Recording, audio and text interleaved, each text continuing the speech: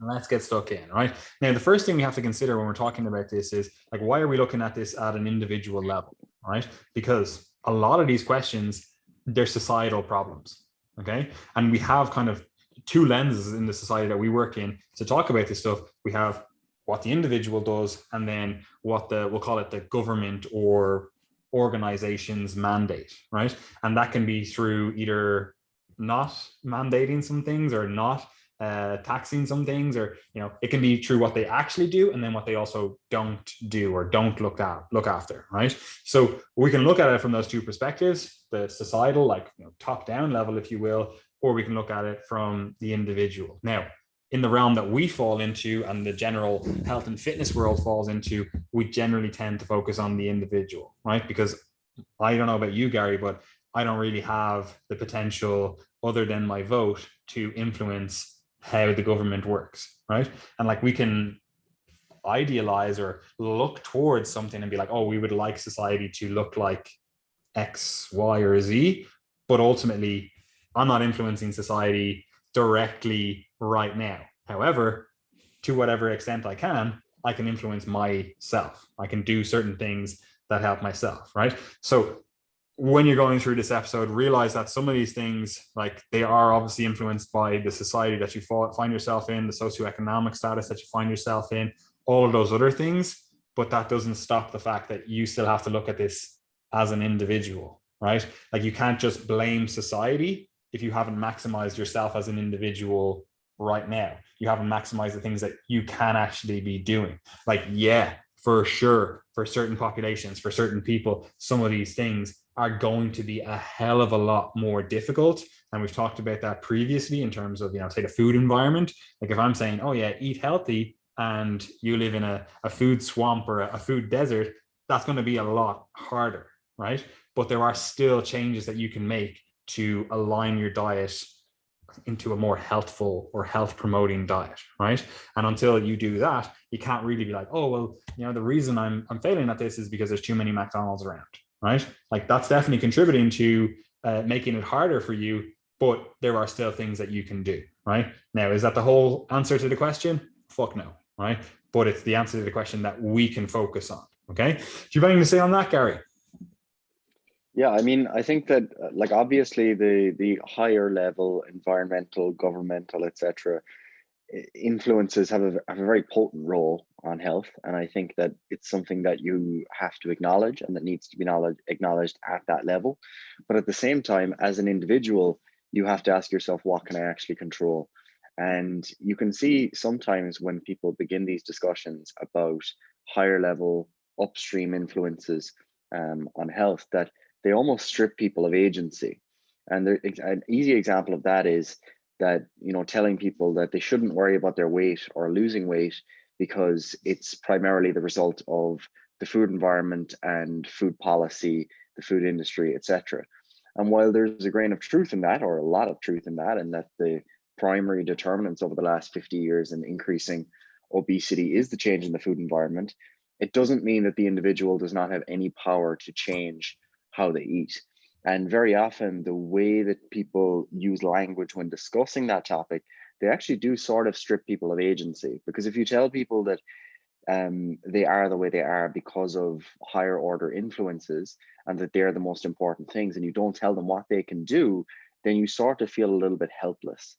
And that's clearly not what we would want on this podcast. If you're listening to this podcast, you're hopefully someone who's trying to take charge of your health, to make steps in the right direction. So even though there may be influences that are beyond your control, you should still try to bring as much as you can within the realm of your control and do your best to deal with it. Okay. On the on the other on the other hand, it can still be harmful to think that you can control everything. So there does come a point where that perspective of recognizing the higher order influences, the upstream influences, are incredibly important. An example of that would be during the pandemic, for example. A lot of people, they're, even if you don't even consider respiratory viruses, you just consider the impact of lockdowns and things like that. A lot of people found their mental health suffering. They might have had maybe low level of social anxiety when reintegrating into society again, when they were going out in groups, etc. And that is clearly the majority of the determinant of that is due to government policy or action related to the virus. Okay, it's not necessarily something that you was a personal failure or anything. So if you were to say that, oh, this is all my fault, and get into that cycle of kind of self-criticism and over responsibility for things that aren't within your control, that could potentially make that situation worse. So on each individual health determinant, you have to ask yourself how much of it is within your control and how much of it can you bring into your control. Because it might be the case that at the moment that you feel like something's beyond your control. For example, if a supermarket doesn't stock a particular food, but could you control that situation by going to a different supermarket, for example? And the answer to that might be yes, or it might be beyond your budget. So ask yourself, what is within your control? What could you bring within your control? And other than, as you say, using your vote and discussing with others, don't get too upset about the higher level things if they're not in your favor at this point in time. Yeah, like I think the whole pandemic was a good exercise in showing people how much is within their control versus how much is, government policy, government, whatever you want to call the stuff that government do, what they're actually doing to influence society. Like I think in America, the average weight gain for a millennial, so they're this kind of like 30 fucking whatever age, 25 to 35, something like that. I don't know the millennial category. Was like 50 pounds. That was the average weight gain. 50 pounds is like 25 kilos. And like that's, whatever you can say, oh fucking that's a lot of weight to gain, but that was pretty much in response to what the government had done. Right now, obviously there's a virus going around as well that influenced people's behaviors. They didn't get out to exercise, blah blah blah. There are other things that are feeding into that, but it is a good experiment to show like, okay, what the government does can influence what people do. And it sounds so straightforward, but here was an experiment that showed it all. Right. Anyway, look, we're not going to get too deep into the weeds with that. I just want to start this episode by saying that some things are in your control, some things aren't. Some things are still in your control, but due to the things that aren't in your control, it makes the things that are in your control a lot harder. Like we always talk, privately, and we've talked about it on the podcast about the topic of like free will. Like, do you actually have free will? And I think both myself and Gary would consider people to have free will. I think free will is a thing. I think it is environmentally constrained though. Like I think your environment has a lot more impact on your free will or the ability for you to enact or exhibit your free will than a lot of people would actually like to say that it does. Like you can say that you're a bastion of health and you're like, this is, I'm a really like healthy individual, but it might not be the case in a different environment. For example, I'll give myself as the example. I love training. I actually just really enjoy training. I really enjoy the process of resistance training, right?